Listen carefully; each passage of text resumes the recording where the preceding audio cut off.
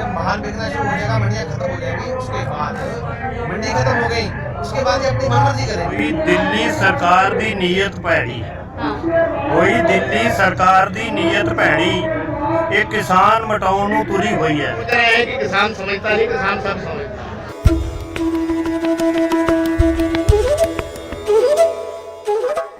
हमारे साथ गुरनाम जी हैं, बरेली जिले से आए हैं और सीनियर सिटीजन है। मैं खैर सीनियर सिटीजन इन्हें नहीं कहूँगी, सीनियर बस इसे देखने में लग रहे हैं, लेकिन जैसे कि हाथ में चोट लगी है, दिल से बहुत जवान है। दिल से बहुत जवान है और मतलब इनकी जो हिम्मत है उसकी दाद देनी पड़ेगी।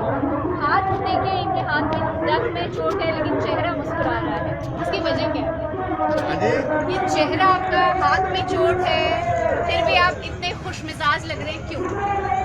ऐसा है ना, किसान है हम, तो किसान तो वैसे ही खुश रहता है। किसान का तो आपने देखा ही है, यहाँ पे आप घूम ही रहे हो सारे में। जी जी। मगर जो ये कानून लेके आया है, मोदी सरकार जो लेके आई है, ये समझो किसानों का डेथ वारंट है। अच्छा, डेथ वारंट। डेथ वारंट मानते हैं इसे, क्योंकि जब हमारा खेत नहीं रहेगा तो हम किसान काहे रहेंगे। लेकिन कहा तो ये जा रहा है कि बड़े किसान हैं वही छोटे किसानों को ज़्यादा इसमें उनको देखो, लाभ- किसान चाहे छोटा है चाहे बड़ा है, किसान तो किसान है। तो ये तो गाज सब पे गिरेगी। किसान वैसे तीसरे नंबर पे आएगा, पहले मजदूर जाएगा, उससे पहले ये जो व्यापारी है ये जाएगा, फिर मजदूर जाएगा, फिर किसान जाएगा। मगर अब उनकी समझ में नहीं आ रहा, किसान बेचारा कह रहा कि सभी बच जाए। किसान ने आंदोलन चालू कर दिया। अच्छा, इसमें दिक्कत क्या है? सरकार बोल तो रही है कि एक एपीएमसी मंडी वाला जो है, बाहर भी तो मंडी के बाहर भी एक प्राइवेट प्लेयर होगा ही, यहाँ भी तो बेच सकते हैं, तो फिर दिक्कत क्या है? ऐसा है ना मैडम, ये जो ये खेल खेल रहे हैं ना, ये तो सिर्फ 2-4 साल का है। बाद में तो फिर ये वो जो मंडी है बेचारी खत्म हो जाएगी। जब मैं ही बैठा हूँ दुकान पे, तो मेरी दुकान नहीं रहेगी, तो मैं और काम करूँगा। किसान समझ गए हैं, हाँ, हिंदुस्तान भले ना ये समझे। सोच रहे हैं कि किसान समझता नहीं, किसान सब समझता है। किसान को ऐसा कर देंगे कि ऐसा कानून है कि किसान अपनी एक मूली भी खेत में से उखेड़ के नहीं खा सकता, वो भी उनसे पूछ के खानी पड़ेगी। आपको भी ऐसा लगता है क्या? हाँ जी, बिल्कुल लगता है। ऐसा लगता नहीं। जब किसान ही खत्म हो गया, किसानी खत्म हो गई तो हमारा रह क्या गया? हम तो जान की कुर्बानी देने तक आए हैं कि यहाँ कुर्बानी दे के चले जाएंगे बेशक, लेकिन हम तीनों कानून रद्द करवा के ही जाएंगे। ये जो मंडी वाला सिस्टम है ना, मंडियों में इन्होंने ये जो कानून पास किया है ना, इस मंडी में अगर हम सरकारी मंडी में अपना गेहूँ लेके जाते हैं तो उसमें हमारा 7% टैक्स है। अगर हम निजीकरण, ये जो बाहरीकरण से बेचते हैं, जैसे पूंजीपतियों को बाहर बेचते हैं, तो उसमें हमारा 1% है। हमारा अगर 2200 को धान गेहूँ बिकता है या 2500 को बिकता है, 100 कुंटल हम लेके जाते हैं, तो उसमें हमारा 15,000 का नुकसान होता है सरकारी मंडी में जाने का। अगर बाहर बेचते हैं तो हमारा 15,000 बचता है। तो सरकार अब मान लो कि किसी कहने से कोई रुक जाएगा, वो तो बाहर ही बेचेगा ना, अपना 15,000 सेव करेगा ना कि मैं, मेरे को तो टैक्स पड़ेगा तो मैं बाहर ही बेचूंगा। और जो बाहर लेंगे ये महंगा लेंगे, बाहर वाले महंगा लेंगे। इसलिए इस सरकार एक जितने भी किसान हैं ये सारे लुभाने में आ जाए। जब मंडियों में जाएगा नहीं तो मंडीकरण खत्म हो जाएगा। हाँ। इसमें जितने भी वर्कर हैं वो सब खत्म हो जाएंगे।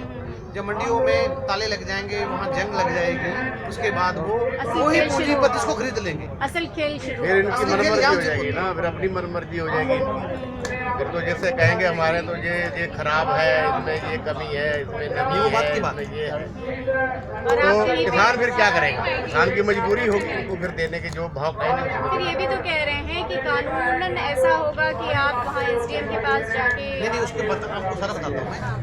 जो इस काले कानून में एक स्टेप बता रहा हूँ मैं। तो जब हमारी वो मंडियाँ खत्म हो जाएंगी, जैसे स्कूल सरकारी खत्म हो गए ना, कि हम बड़ी बेकार लगता है कि हम सरकारी स्कूल में बच्चा नहीं पढ़ा पाएंगे। हाँ बिल्कुल नहीं पढ़ाते हैं ना, बिल्कुल सच्चाई है। और उनको फीस पूरी मिल रही है। जो स्कूल के मास्टर हैं वो फ्री में लूट रहे हैं। निजीकरण आ गया, निजीकरण आज स्कूल में नहीं आता, निजीकरण आने से तो स्कूल में बेकार हो गए। आज निजीकरण किसानी का तो मजदूर खत्म हो जाएगा। उसके बाद जब हमारा धान नहीं बिकेगा मंडी में, तो मंडी का खत्म हो गया ना, हमारा बाहर ही बिकेगा। जब बाहर बिकना शुरू हो जाएगा, मंडियाँ खत्म हो जाएंगी, उसके बाद मंडी खत्म हो गई, उसके बाद ये अपनी मनमर्जी करेंगे, ये रेट है हम ये रेट देंगे, क्या कहाँ लेके जाओगे? सरकारी मंडी रहेगी नहीं तो कहाँ जाओगे? पूंजीपति से अलावा तो कोई लेगा नहीं।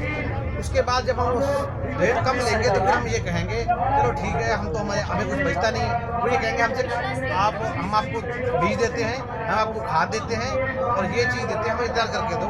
उसके बाद सब कुछ होने के बाद कॉन्ट्रैक्ट फार्मिंग पे आ जाएंगे। तो जब कॉन्ट्रैक्ट फार्मिंग में आएंगे तो उस कॉन्ट्रैक्ट फार्मिंग में हमें फिर घाटा दिखाएंगे।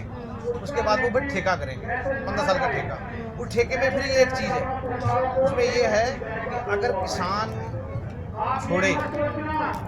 छोड़ना चाहे तो वो उस एग्रीमेंट में किसान ही छोड़ सकता।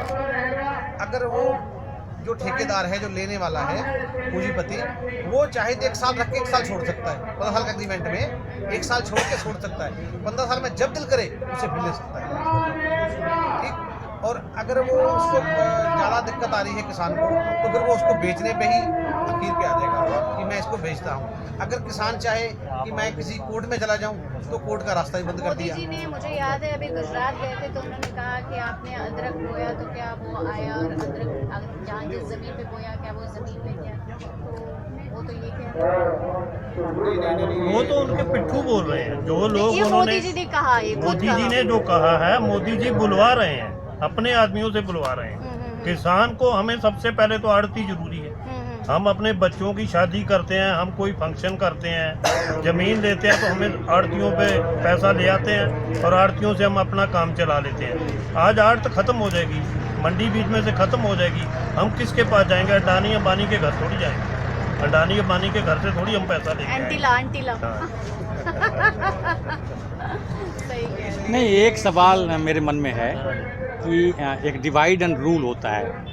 वो कह रहे हैं, मतलब सरकार कह रही है कि ये जो आप लोग पंजाब हरियाणा, बेसिकली पंजाब हरियाणा के लोगों को ही दिक्कत है, बाकी किसानों को कहीं को कोई दिक्कत नहीं है। और टारगेट कर रहे हैं कि मतलब एक कम्युनिटी बेस, एक कम्युनिटी पे लोग मतलब कह रहे हैं कि एक सिख कम्युनिटी। ये तो आप लोग भी तो देख रहे हैं कि बंगाल के लोग यहाँ आए हैं, तमिलनाडु बिल्कुल, मैं लगातार देख रहा हूँ, गुजरात के लोग यहाँ आए हैं, जी। असम के आए हैं।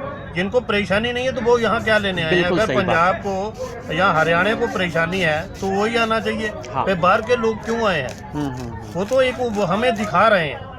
अब आप खुद देखते हैं, आप सारी मीडिया, एक तो उनकी गोदी मीडिया हो गई, वो तो अलग बताती नहीं है, वो तो किसी के बारे में बताती नहीं है।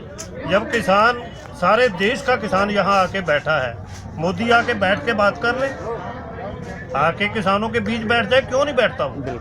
उसको किस बात की परेशानी है, किस बात का डर है? देश का प्रधानमंत्री है, आके देश में अपनी देश की पब्लिक है, उस पब्लिक के सामने बैठे, पब्लिक से बात करे और फिर वो पब्लिक से सुने।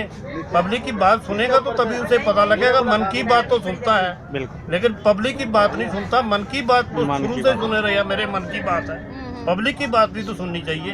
मतलब मैंने मन में जो कर लिया वही सही है। वो अपने मन की कर रहा है, पब्लिक की मन की नहीं कर रहा है। ये गड़बड़ चीज हो रही है। ऐसा ना, अगर उसके घर वाइफ होती तो उससे मन की बात करता तो मन की बात हमारे से करता है, पब्लिक से करता है। मन की बात तो घरवाली से करे, घरवाली है नहीं, मन की अमीर आदमी हो तो कह रहे हैं। मोदी जी के प्रेमी थे। अच्छा, मोदी जी को प्रेमी थे या भक्त थे, बताइए पहले।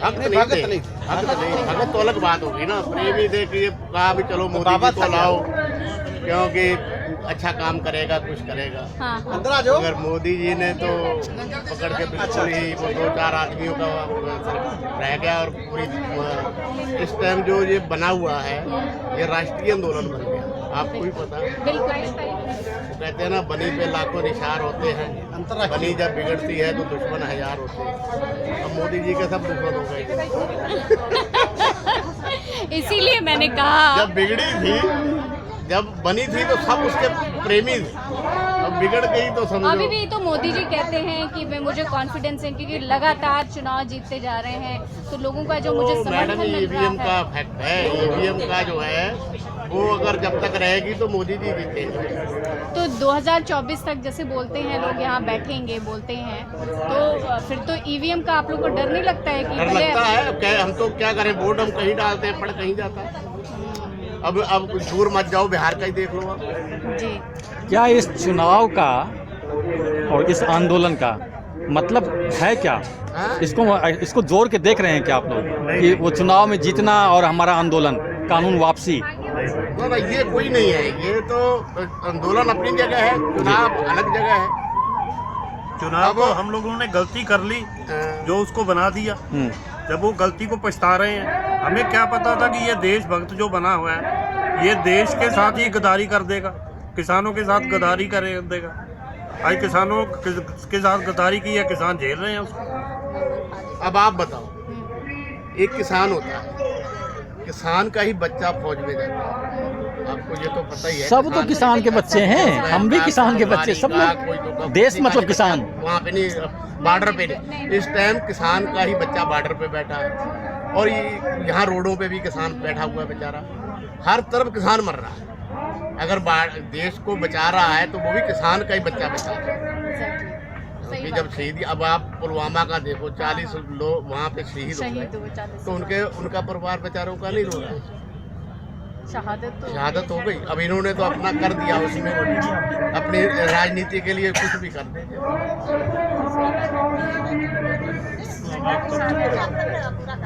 कोई दिल्ली सरकार दी नीयत भैड़ी है, कोई दिल्ली सरकार दी नीयत ਭੈੜੀ ਇਹ ਕਿਸਾਨ ਮਟਾਉਣ ਨੂੰ ਤੁਲੀ ਹੋਈ ਹੈ।